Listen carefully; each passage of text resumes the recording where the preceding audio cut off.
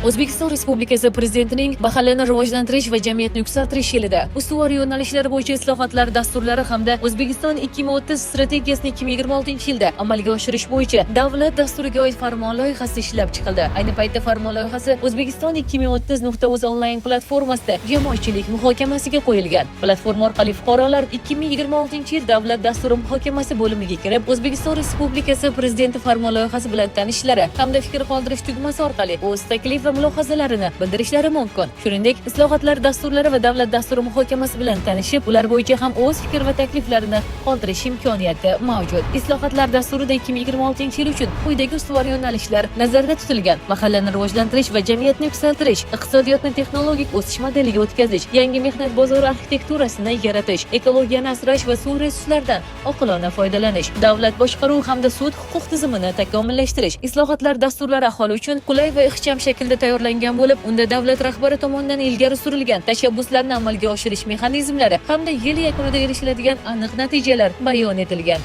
O'zbekiston 2030 strategiyasini amalga oshirish bo'yicha davlat dasturida 2026-yilda belgilangan maqsadli ko'rsatkichlarga erishish uchun amaliy chora-tadbirlar, shuningdek har bir soha kesimida ishlab chiqiladigan normativ-huquqiy hujjatlar va qonunchilik tashabbuslari nazarda tutilgan. Farmon loyihasi 2026-yil 1-fevralga qadar keng jamoatchilik va ekspertlik muhokamasidan o'tkaziladi. Barchani jamoatchilik muhokamasida faol ishtirok etishga chorlaymiz.